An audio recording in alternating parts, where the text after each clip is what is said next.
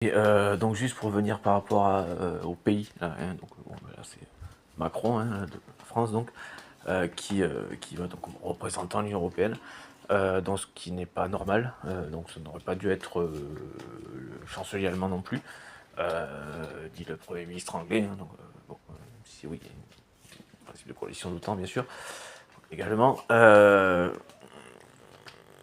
enfin, mais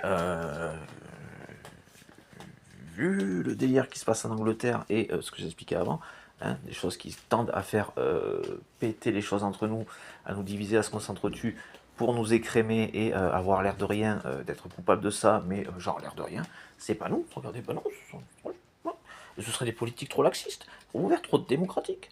Hein, voilà ce qu'ils essaient de dézinguer en faisant tout ça. Mais c'est pas une conséquence, genre, mince, non, c'est volontairement organisé et destiné à instaurer des dictatures. Hein, ils n'ont pas fini leur délire des dictatures européennes, hein, visiblement. Hein, ce qu'ils n'ont pas pigé, c'est qu'ils vont s'entretuer aussi après entre eux. Hein, vous comprenez? Voilà. Et non, aucun de vous n'acceptera que ce soit l'autre qui soit le truc de l'Union Européenne. Ils comprennent, les tarés? Hein, les petits nationalistes de merde, là? Les petits tarés de merde? Les arriérés régressistes? Hein, si vous tenez tant à la monarchie, vous inquiétez pas. On sera à la refaire, hein, vous inquiétez pas. On n'hésitera pas, il n'y a pas de souci. Vous êtes arriérés, pas nous. Hein. Quand je dis vous, je parle de Macron, des racistes. Hein. Et pas nous, ce sont donc des gens de toutes les couleurs, mais qui ont un cerveau, dans l'évolution, dont l'évolution n'a pas été amoindrie, contrairement à ces tarés de racistes. Contrairement à ces tarés de racistes. Dire vraiment l'enchaîner pour être sûr que ce soit pas que ça ne va pas dans le sujet, quoi. Et le lâche a toujours la propension à dire ah, c'est bon, tu vois,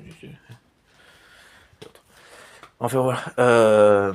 Et donc du coup, ça devait être donc Madame van der Leyen qui devait se rendre à cette rencontre. Toujours le temps de changer, effectivement.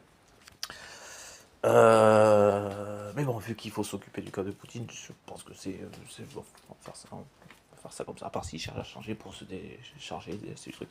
Bon, juste, on a juste encore une fois une conception donc, qui n'est pas européenne, mais qui déjà en tant que tel tend à la division et pourrait créer effectivement des diversions, divisions, des problématiques internes à l'Union Européenne. Ne serait-ce que par le fait que ce soit le président des pays de l'Union Européenne et non pas celle, puisque là c'est une femme, de l'Union Européenne. Donc Madame van der Leyen. À ce qu'elle soit accompagnée, non pas pour les entretiens en tant que tels en eux-mêmes. Hein. J'étais dans un truc de effectivement raisonnement équilibré, parce que vous avez Trump, Poutine et Zelensky. Bon, Trump a su nuancer, a su sur, voilà, canaliser effectivement.